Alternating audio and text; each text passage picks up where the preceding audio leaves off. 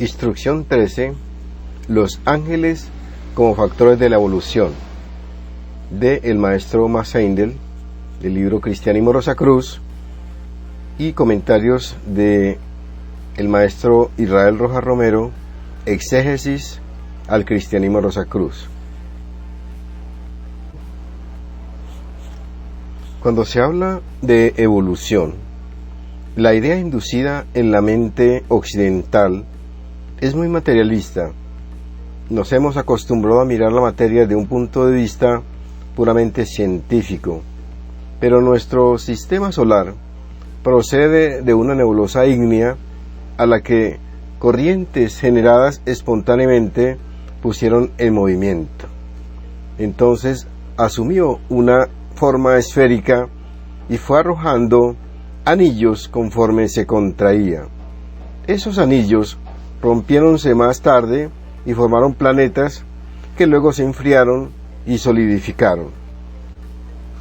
Por último, o por lo menos un planeta, nuestra Tierra, generó espontáneamente organismos simples que más tarde, siguiendo el proceso evolutivo, fueron haciendo más y más complicados,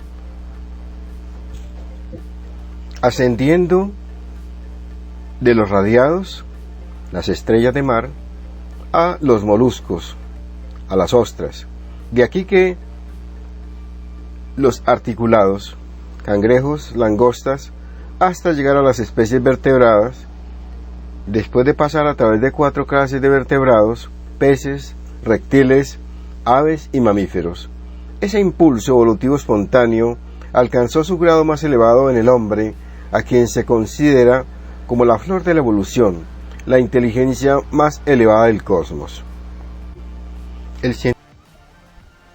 El científico materialista rechaza toda idea de Dios o de cualquier otro agente externo porque, según él, está completamente innecesaria para explicar la manifestación del universo.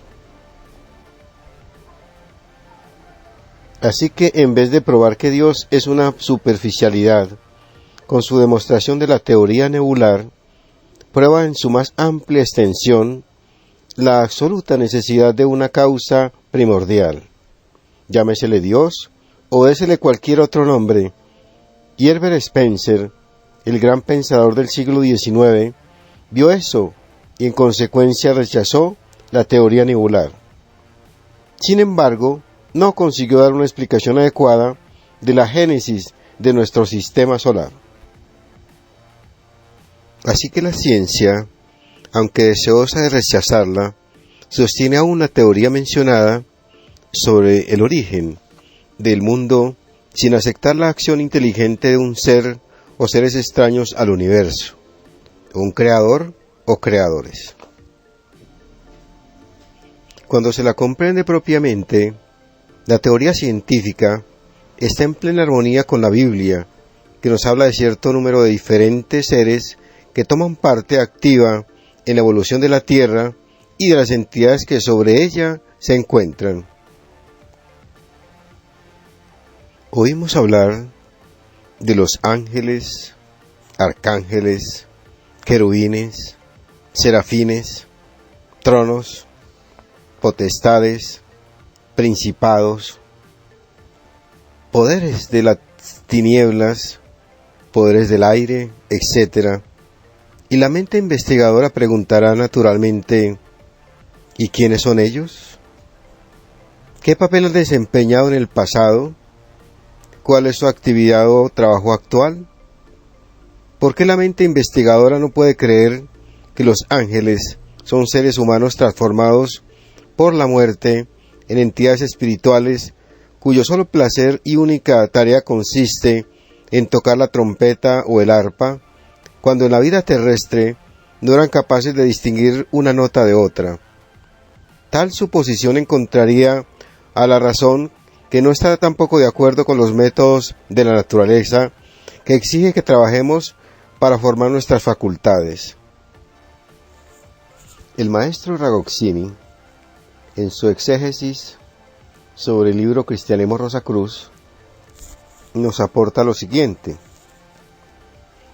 Y vemos que en el cosmos hay un eterno movimiento, así que la omnipresencia del Espíritu es algo riguroso, matemático, porque todo está en eterno movimiento, todo. Hasta hace relativamente poco, nosotros creíamos que había cuerpos inertes, digamos esta mesa, digamos este cuerpo, pero resulta que no.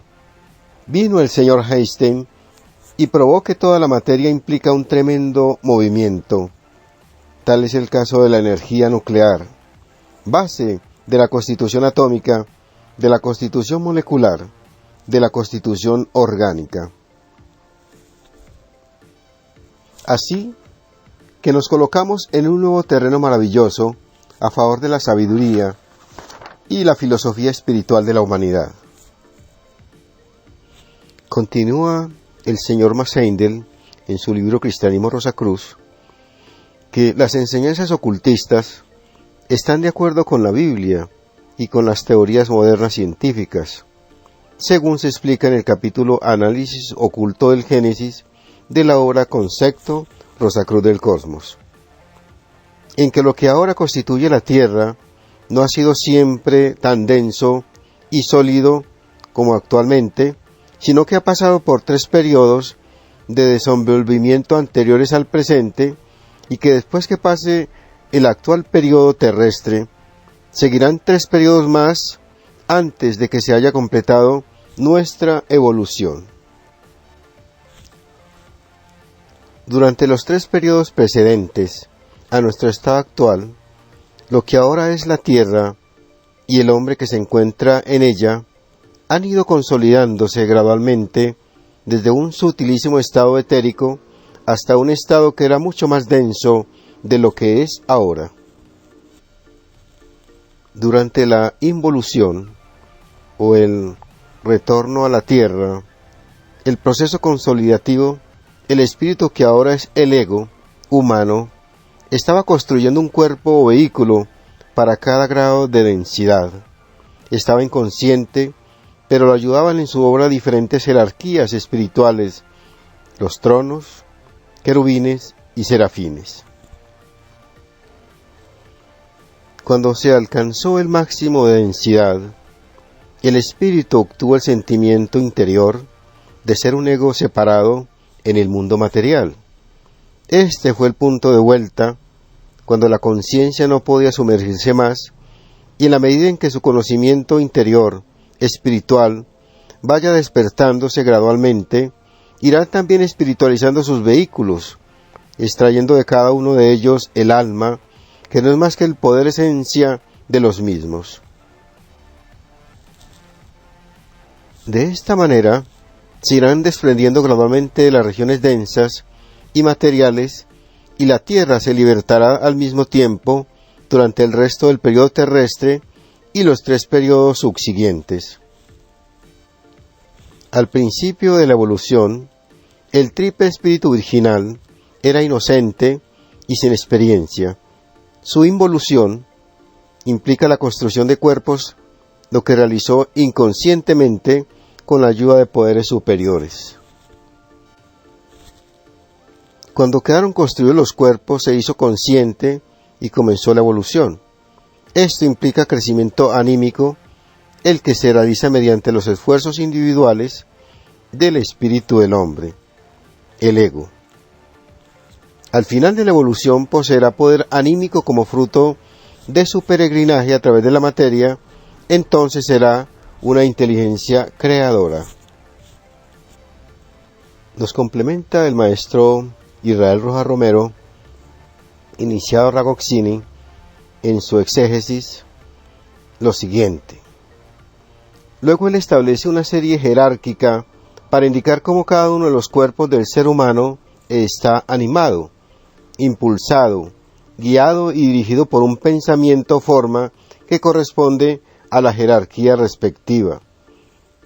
Esa es la jerarquía que trabaja en cada uno de los estratos respectivos de la constitución de la naturaleza del ser humano, en los ciclos en que se han verificado los procesos por medio de los cuales se desarrolló el ser humano desde el periodo de Saturno, el periodo solar, el periodo lunar, el periodo mitad Marte y mitad Mercurio, el periodo de Júpiter, el periodo de Venus y el periodo de Vulcano. Eso es lo jerárquico. Está exactamente definido, concretamente establecido para una inteligencia humana. Entonces nos dice lo siguiente el maestro, que los señores de la forma se encargan de la evolución del cuerpo denso. Él dice que son los gnomos, son los que manejan la parte más densa de la materia. Luego el cuerpo vital, segunda etapa de la evolución, los ángeles, luego los arcángeles, querubines, serafines, tronos, potestades y principados. Esa es la jerarquía. Se dice que los querubines ayudaron a los ángeles, pero parece una ayuda y una orden en la jerarquía de las cosas. El que más adelantado siempre ayuda al otro. Siempre hay una cooperación de estas jerarquías en el desarrollo de nuestra humanidad.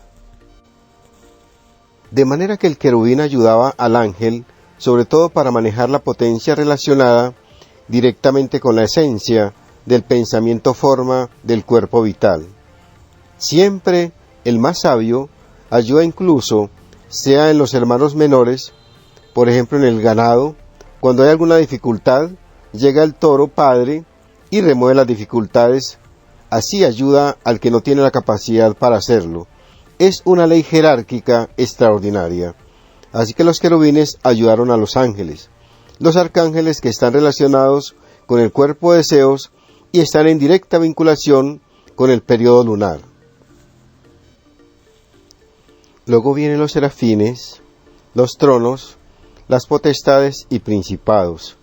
Esa es la jerarquía, y cada una de ellas puso un pensamiento forma, pero yo entiendo que plantó un tipo de semilla imaginal, imaginación emanadora para que el otro pudiera hacerse cargo del arquetipo. Eso es una cosa siempre. Digamos, un pintor va a verificar los defectos de la obra realizada por un discípulo y traza una raya. Esa raya es el arquetipo para que el artista aprendiz pueda tener un modelo para la acción. Para mí no es pensamiento forma, pero esas son necesidades de uno, es simplemente un acto imaginal, porque la imaginación es la que modela arquetípicamente todas las estructuras del alma del mundo, y por lo tanto fue un acto imaginal. La imaginación es la que modela arquetípicamente todas las estructuras del alma del mundo, y por lo tanto fue un acto imaginal. El señor Heindel dice el pensamiento forma. Está perfectamente bien. Yo no quiero discutirle eso, sino que quiero es resaltar la importancia de la imaginación emanadora. Así que la primera etapa trabajaron para la conformación orgánica del cuerpo, los señores de la forma, o sea, los gnomos. En la segunda etapa trabajaron los ángeles, de acuerdo con las ondinas. En la tercera etapa trabajaron los arcángeles, de acuerdo con los silfos. Y en la cuarta etapa trabajaron los serafines, de acuerdo con las salamandras. Ahí termina la obra del trabajo de los elementos. Luego viene la evolución espiritual del ser humano en relación con los tres principios del concepto rosacruz del cosmos, o sea, el espíritu divino, el espíritu de vida y el espíritu humano.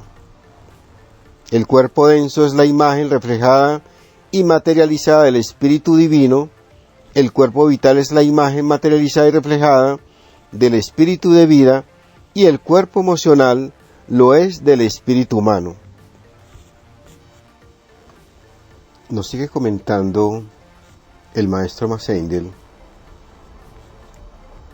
sobre los rosacruces, los cuales han dado esos 7 periodos de desarrollo, los nombres de los planetas que rigen los días de la semana, porque son los 7 días de la creación, cuando esos términos se emplean en el más amplio sentido de la palabra, pero son metamorfosis de la Tierra. Esos nombres son los siguientes. Primero, periodo de Saturno. Segundo, periodo solar. Tercero, periodo lunar. Cuarto, periodo terrestre, del cual, por razones que se explican en el concepto Rosacruz del Cosmos, se denomina la primera mitad marciana y la segunda mitad mercurial. Quinto, periodo de Júpiter. Sexto, periodo de Venus. Y séptimo, periodo de Vulcano. Nuestra evolución comenzó sobre la Tierra cuando estaba en el oscuro periodo de Saturno, caliente y de sustancia gaseosa, extraída de la región del pensamiento concreto. Allí el Espíritu Divino, que es el más elevado aspecto del Espíritu Virginal Triuno, hecho a semejanza de Dios, fue despertado por los señores de la llama, llamados tronos, en el esoterismo cristiano, quienes también irradiaron de sí mismos un pensamiento forma germinal como contraparte material del Espíritu Divino. Este pensamiento forma se desarrolló más tarde y se consolidó convirtiéndose en el cuerpo denso del hombre, siendo pues el fruto del periodo de Saturno, el espíritu más elevado y el cuerpo más bajo del hombre. En el periodo solar, la Tierra alcanzó la densidad del mundo del deseo y se convirtió en una masa ígnea, brillante y luminosa. Allí despertaron los querubines, el segundo aspecto del triple espíritu virginal, el espíritu de vida, y su contraparte, el cuerpo vital, nació entonces como forma de pensamiento, hecho de manera que interpenetrara el cuerpo denso germinal que se había consolidado y adquirido la misma densidad que la de la Tierra. Estaba pues formado por materia de deseos. Cuando pasó el periodo solar, el hombre tenía pues un doble espíritu y un doble cuerpo. Continúa explicando el maestro Maceindel en el libro Cristianismo Rosacruz sobre el proceso de consolidación del ser humano en nuestra Tierra. Entonces, en el periodo lunar, la densidad de la Tierra aumentó hasta alcanzar el estado etérico que corresponde a la región etérica. La Tierra era entonces un núcleo ígneo central, rodeado de una atmósfera o cubierta húmeda, y más al exterior de otra atmósfera de neblina ardiente, o un gas vaporoso igniscente. Cuando el agua se calentaba en contacto con el centro ígneo, ascendía, surgiendo al exterior, y al enfriarse allí en el espacio externo, el vapor volvía al centro. De esta humedad se formó el cuerpo más denso de ese hombre acuático. El pensamiento forma del cuerpo denso se había consolidado hasta convertirse en un vapor húmedo, y el pensamiento, forma de nuestro cuerpo vital actual, había descendido hasta el mundo del deseo. Estaba pues formado por materia de deseos, y a este cuerpo doble se le agregó el pensamiento forma de nuestro actual cuerpo de deseos durante el periodo lunar. Y los serafines despertaron el tercer aspecto de los espíritus virginales, el espíritu humano y el espíritu virginal, convirtiéndose en un ego. Así que al finalizar el periodo lunar, el hombre naciente poseía un triple espíritu y un triple cuerpo. Continúa el maestro Maceindel en su libro Cristianismo Rosacruz, ampliándonos sobre el proceso actual de nuestra evolución. Nos dice que el mundo y el hombre y el átomo están regidos por la misma ley. Nuestra Tierra densa está ahora en su cuarto grado de consolidación. La mente, el cuerpo de deseos y el cuerpo vital son menos sólidos que nuestro cuarto vehículo, el cuerpo denso. Nos sigue comentando el maestro Maceindel en su libro la importancia de estas jerarquías en su ayuda a la humanidad. Los señores de la llama o tronos, los querubines y serafines, trabajaron para el hombre voluntariamente por puro amor. Nada tenían que aprender en una evolución como la nuestra. Ahora ya se han retirado, y en el periodo terrestre, las potestades del esoterismo cristiano o señores de la forma, según los llaman los Rosacruces, están desplegando una actividad particular porque este es precisamente el periodo de la forma, y esa jerarquía espiritual es quien ha dado a todas las cosas sus presentes formas definidas, nítidas y concretas, formas que anteriormente eran informes o nebulosas en los periodos anteriores. Además de las jerarquías espirituales mencionadas, hubo otras que también prestaron su ayuda, pero mencionaremos solamente los seres que alcanzaron el estado humano de desarrollo en los 3 periodos precedentes. Esos seres han avanzado por el supuesto, así que los hombres del periodo de Saturno están actualmente 3 pasos más allá que el hombre de ahora, y se llaman los señores de la mente. La humanidad del periodo solar está ahora 2 pasos más allá que nosotros, y son ahora los arcángeles. Y la humanidad del periodo lunar está ahora 1 grado más allá que nosotros, y son los ángeles. Estos periodos son los días de la creación, y entre cada 2 periodos hay siempre un intervalo de reposo o de actividad subjetiva, una noche cósmica, análoga a la noche de sueño restaurador de que gozamos todos los días de nuestra vida terrestre. Y cuando la vida evolucionante emerge del caos, en la aurora de un nuevo periodo, se efectúa en primer lugar una recapitulación en escala superior del trabajo, hecho en los periodos que precedieron antes de que la obra del nuevo periodo comience. En esta forma se llega al pináculo de la perfección posible. Por lo tanto, la evolución humana sobre la Tierra, tal como ahora está constituida, está dividida en épocas, en las que aquella recapituló primero su pasado, siguiendo luego adelante en busca de desenvolvimiento ulterior que sólo alcanzará su plena expresión en periodos futuros. En la primera época, o polar, Adán, o la humanidad, fue formado de barro. Se encontraba en ese estado puramente mineral que correspondía al periodo de Saturno, cuando poseía solamente un cuerpo denso, modelado bajo la dirección de los señores de la forma.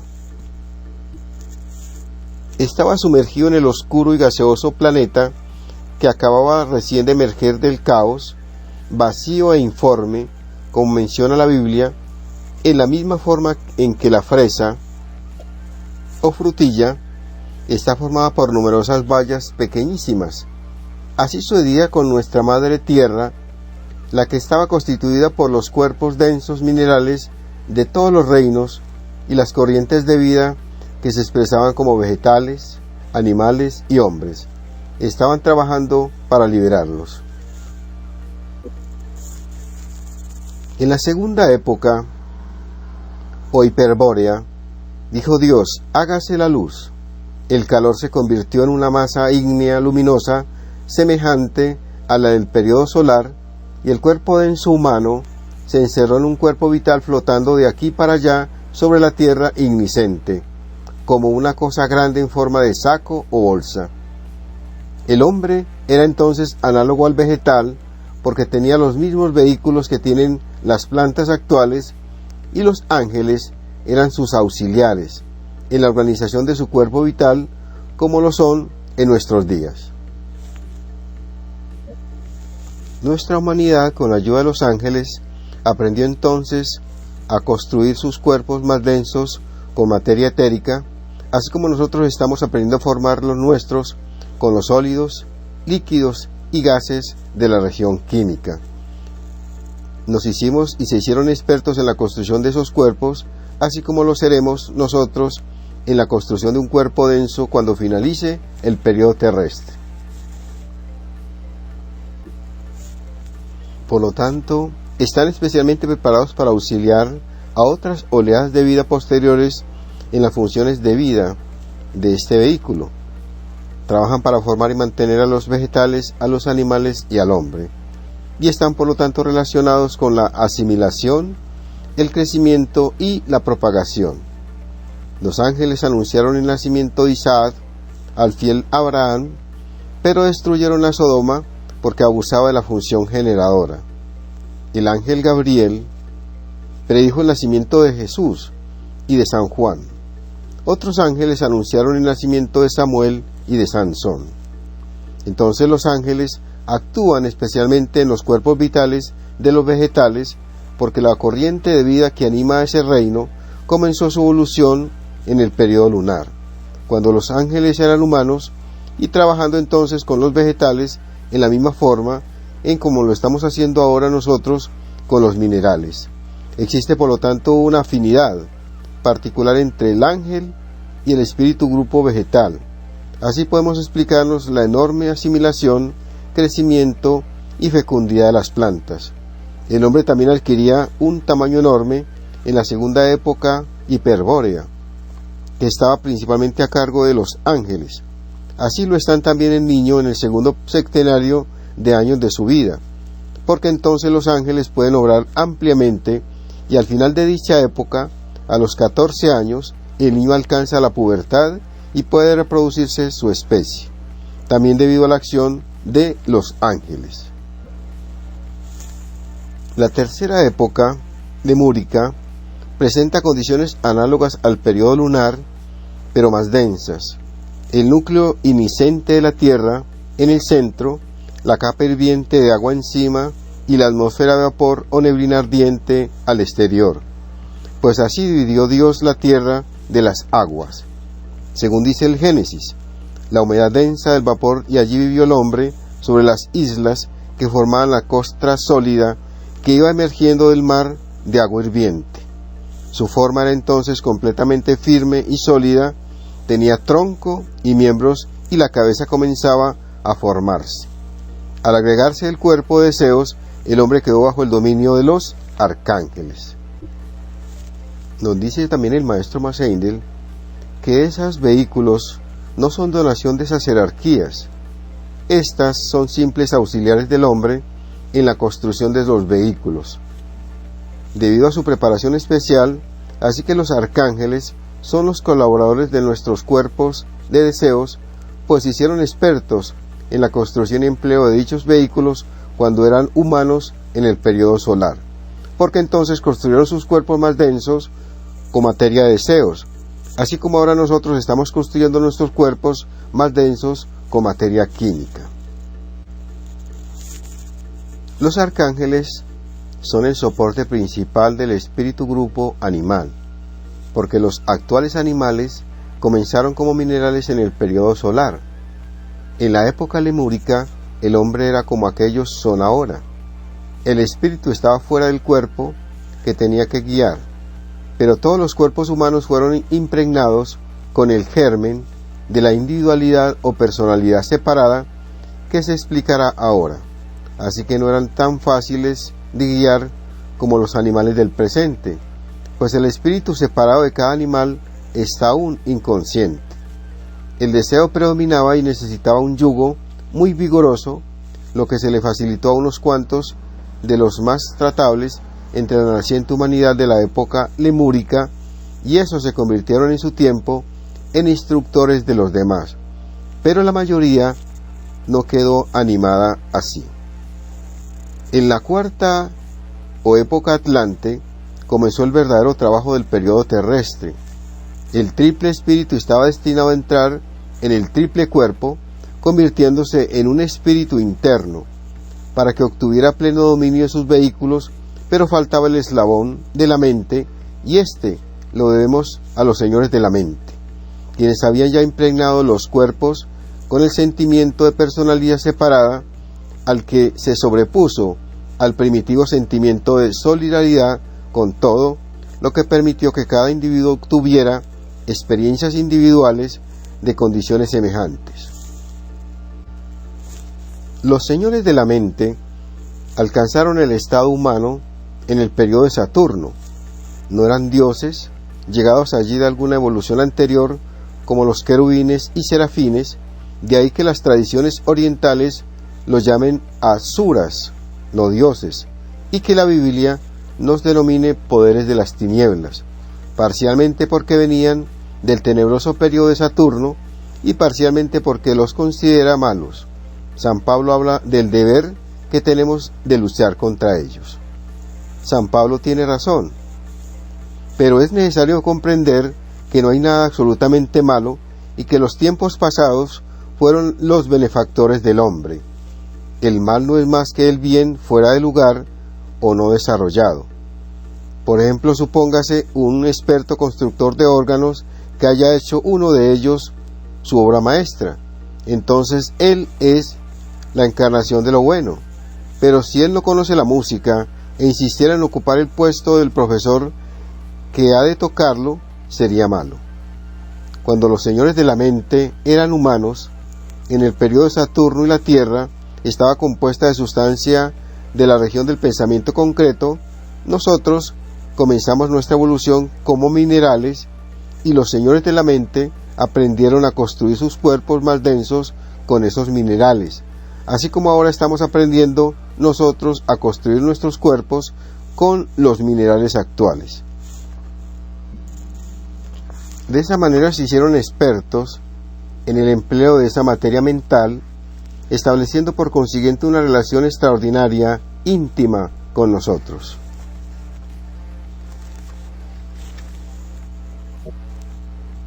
Entonces, cuando llegó el tiempo en que el triple cuerpo estaba pronto para permitir que el espíritu entrara en él, el hombre necesitó un eslabón entre el espíritu y el cuerpo. Pero eso no podían darlo los dioses, hubiera sido demasiado grande.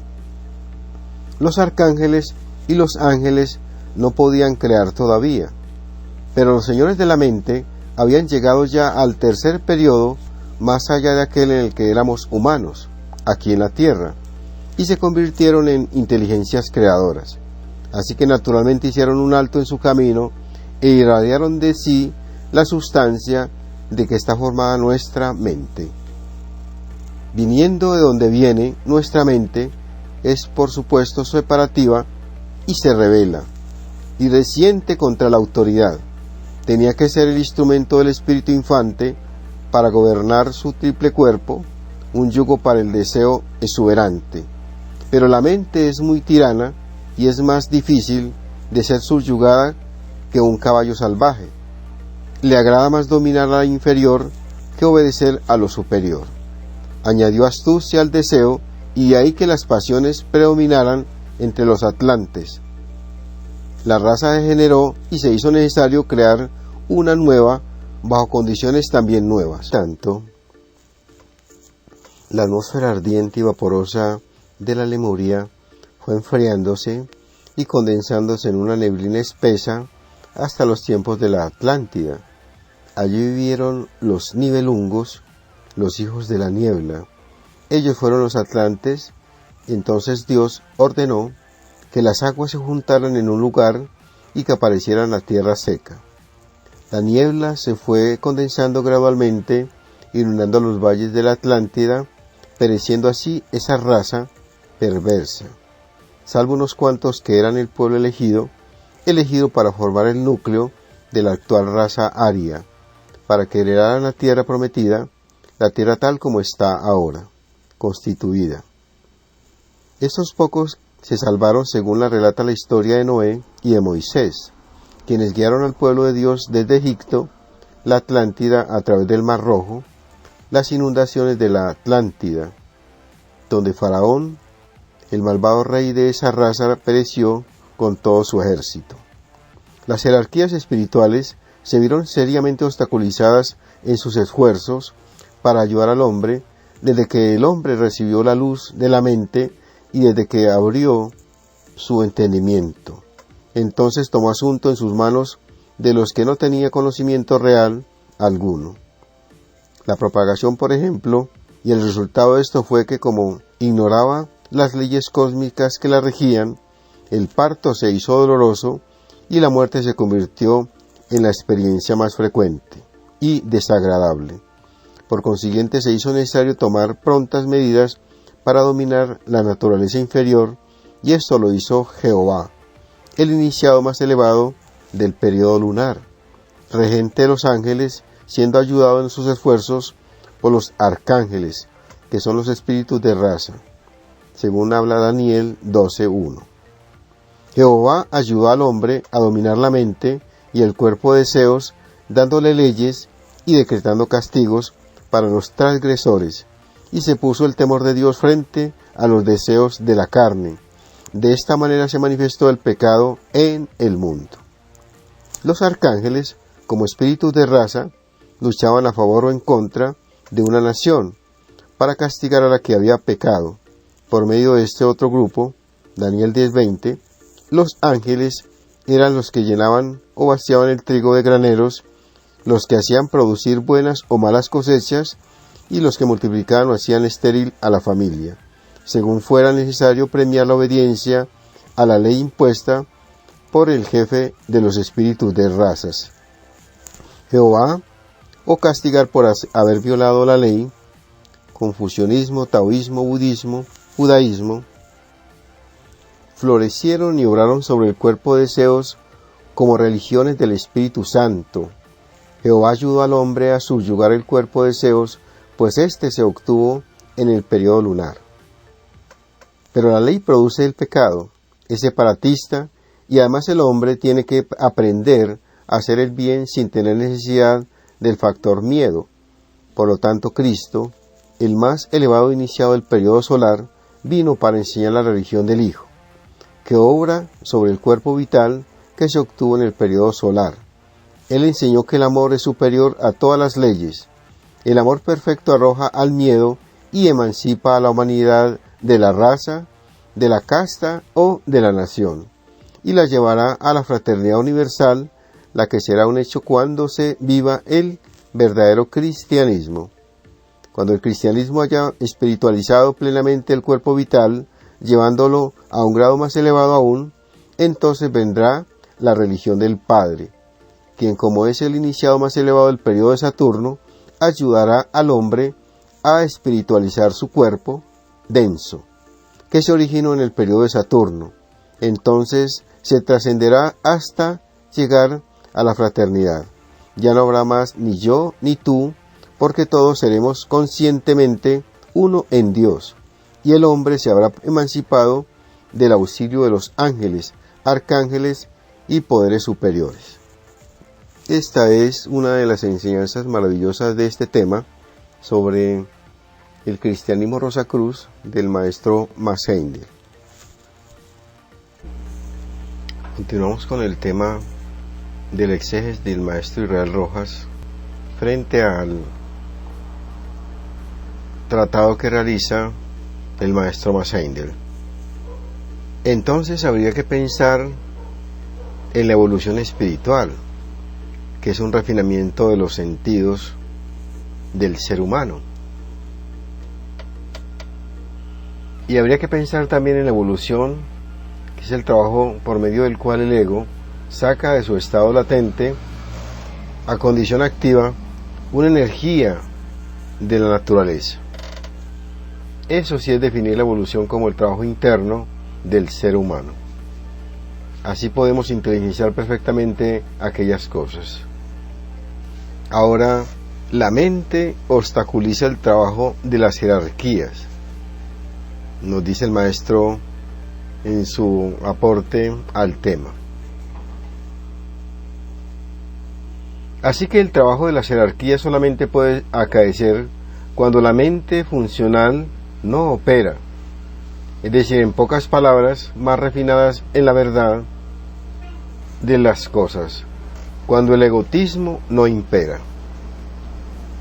También suele decirse a la gente que Dios ayuda a sus borrachos, o efectivamente, en el borracho no está funcionando la mente, sino la sensorialidad, y se producen casos verdaderamente sorprendentes.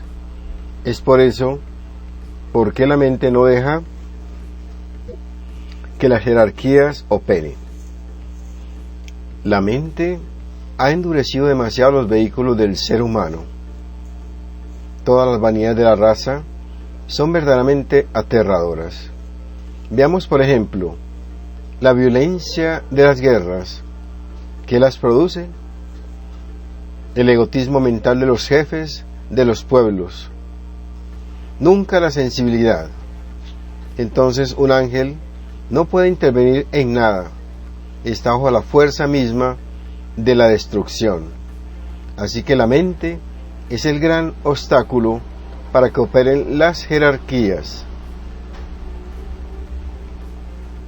Pero luego vienen los místicos, los que aíslan un poquito la energía de la mente y hacen que funcione la sensibilidad.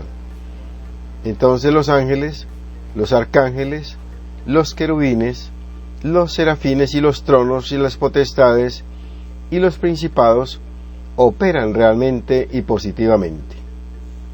Por eso, el gran trabajo del hombre es hacer un canal, palabra muy intelectual pero necesaria, para que allí las jerarquías puedan operar. Por allá, en la vida del Nazareno, vinieron a perseguirlo y entonces él dejó que se cumpliera la profecía con relación a su vida. Y le preguntó uno de sus discípulos: ¿y por qué no actuó, maestro?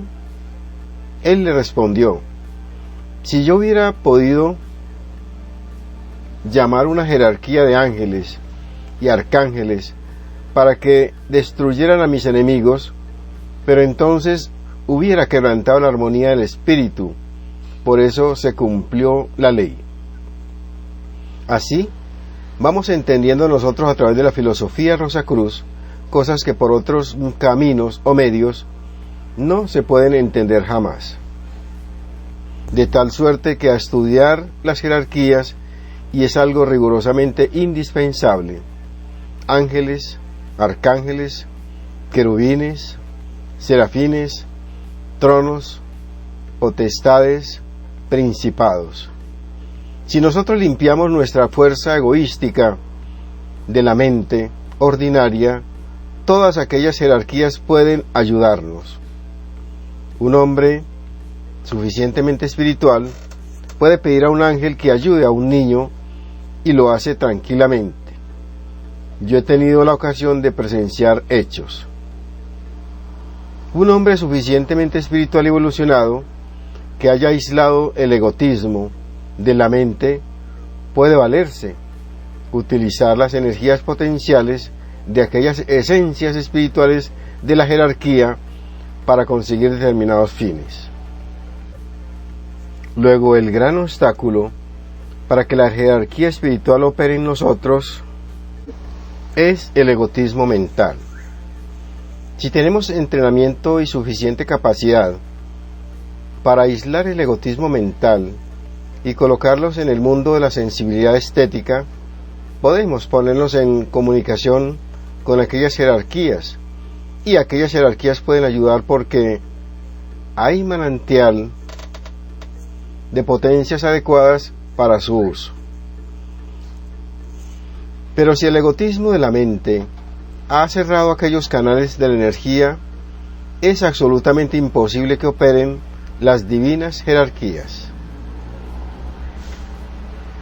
Entonces, en este capítulo es necesario que ustedes, para su propio beneficio, entiendan el proceso jerárquico, porque está puesto en orden verdaderamente. Los señores de la forma para el cuerpo denso, los ángeles para el cuerpo vital, los arcángeles para el cuerpo emocional, los querubines que implantaron la semilla del cuerpo vital tomada de la energía solar, y así sucesivamente. De manera que el aprendizaje de la jerarquía es una necesidad para que estemos bien colocados frente a las divinas energías de la naturaleza. A veces, un hombre está buscando algo para la raza y no lo encuentra, y lucha y se acuesta con esa impresión tremenda de tratar de hallar una verdad científica o filosófica. Cuando entra en reposo, un ser de la jerarquía le implanta la semilla en su ser psíquico y entonces despierta sabiendo aquello. Esas son las cosas. Estamos nadando en un mundo de bellezas, de energías, de plenitud espiritual, de las energías del cosmos en forma verdaderamente maravillosa. Pero el egotismo de esa personalidad grosera nos aísla de aquellas divinas jerarquías. Es algo extraordinario verdaderamente el poder de las jerarquías. Pero también es terrible para nosotros el egotismo que nos aísla totalmente de aquellas energías. Por eso pedí que algún hermano dijera los nombres de la jerarquía en forma progresiva. Los señores de la forma, los gnomos. Del cuerpo vital, los ángeles. Del cuerpo emocional, los arcángeles. De la semilla del cuerpo vital, los querubines. Luego vienen los serafines, que se ocupan de la potencia psíquica. Luego vienen los tronos y las potestades, que se ocupan de los tres aspectos divinos del Logos: el espíritu divino, el espíritu de vida y el espíritu humano del señor Heindel, que en el oriente se llaman Atma, Buddhi y Manas, pero que en puridad de verdad no importa sino las denominaciones que lleguen a nuestra inteligencia y nada más. En alguna ocasión, ya un poco lejana en esta encarnación, me preguntó un hermano: ¿cómo hago? En la India se llama así y acá se llama asá. Yo no puedo entender eso. Le dije: pero querido hermano, si son los dos idiomas diferentes, el obstáculo lo encuentra usted en la palabra del idioma, pero no en el sentido de la cosa en sí. Linga Charira es para el cuerpo vital. Da lo mismo, allá dicen linga y acá decimos vital. Allá dicen Charira y acá decimos cuerpo. Esas son las cosas. Por eso, el verdadero estudiante que pretende, que desea colocarse en el terreno de un servicio consciente e inteligente, debe estudiar los nombres de las jerarquías en los diferentes idiomas y luego poder verificar una captación del sentido de la cosa en sí. Le decía esta mañana a un hermano: lo subjetivo no lo es para aquel que tiene conciencia de aquello, lo es para el que no tiene conciencia de aquello. Es subjetivo y así sucesivamente. Un zapato, para quien no lo haya usado nunca, puede ser una cosa objetiva en apariencia, pero no realmente cierta en la esencia. Entonces recuerdo esa tontería que ya les había mencionado aquí. Teníamos una fiestecita de la escuela de mi pueblo y cada quien tenía o debía ir lo mejor vestido posible. Y llegó un jovencito caminando así. ¿Y a este muchacho qué le pasa? Es un muchacho sano, es un muchacho correcto. Tiene un cuerpo bien organizado. ¿Qué será? Yo miraba, pero no entendía.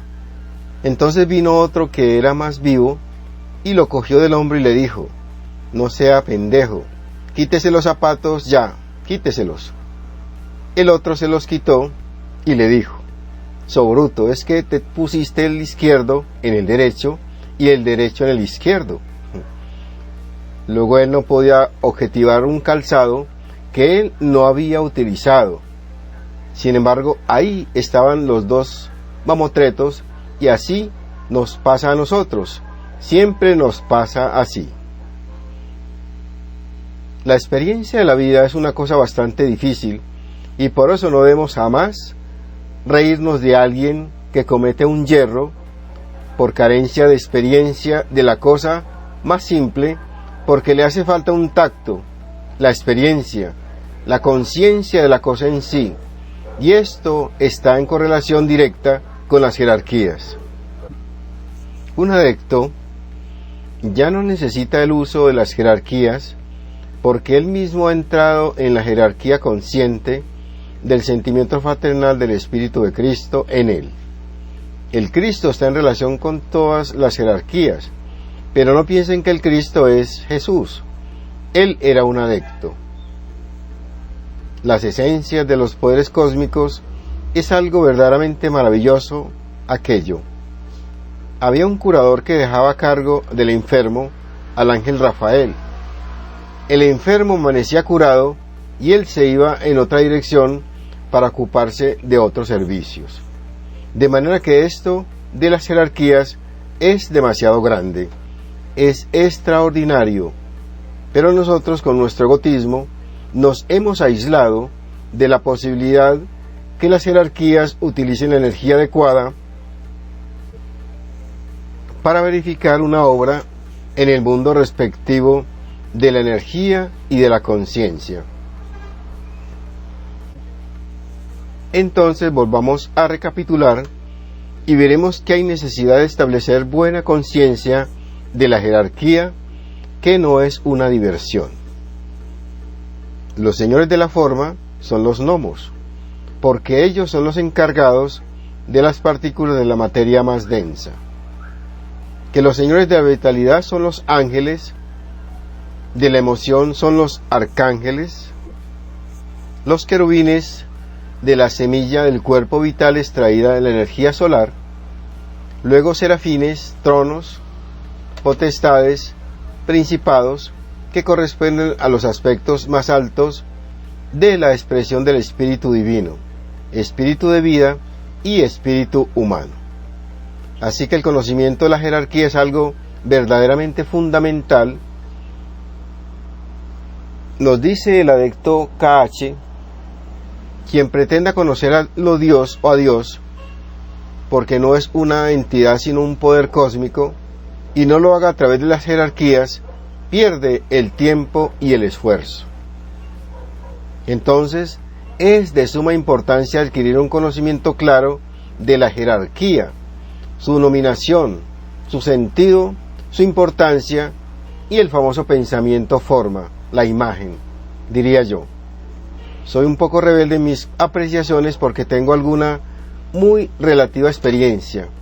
Son formas imaginales, llenas de sentido, de espiritualidad, las que producen esos maravillosos efectos. Un curador pone la energía de la vitalidad para el paciente y entonces un ángel se hace cargo y cura al enfermo, si está dentro del karma que sea curado. Otro joven carece de acción, entonces un arcángel siembra la imagen de la acción, y entonces el muchacho se despierta erguido y va a realizar un trabajo, o a buscar un trabajo si no lo posee, y así sucesivamente. Lo que el señor Heindel llama pensamiento forma, yo lo llamo imagen sensorial. Pero no importa, lo esencial es llegar a la conciencia de la cosa en sí. Así que, hermanas y hermanos, los invito a estudiar de nuevo este capítulo, a estudiar de nuevo la jerarquía, a meditar de nuevo con aquellos principios, porque en el proceso infinito de la evolución tendrá una importancia extraordinaria para todos y cada uno de nosotros. Procuren para su beneficio hacerse conscientes de la jerarquía, darse cuenta de que cada jerarquía tiene una función específica y de que es una realidad cósmica. En verdad, fui muy escéptico de posibles jerarquías. Fui un tanto positivista. Yo creía que las energías de la naturaleza operaban por voluntad divina sin que hubiera artífices de la obra. Desencarnó mi madre, yo no estaba presente, estaba en una situación psicológica distinta, y entonces ella se encontraba en los bajos estratos del mundo etérico. Estaba sufriendo mucho y repetía ella el mismo dolor que experimentaba en su cuerpo denso. Yo le podía observar muy bien. Y bajó un ángel, su traje era dorado y llevaba encima una malla de color negro. No sé por qué. El ángel le puso sus manos debajo de los codos y le dijo: hermana, ese dolor que usted siente es porque lo está repitiendo. No existe ya. Usted no tiene ya ese vehículo. Y la levantó en los brazos.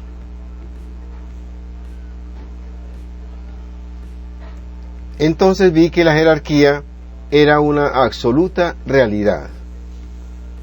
Y a la vista del ángel, ¿qué palabras podía yo tener para describirlo? Imposible. Era de una belleza incalculable.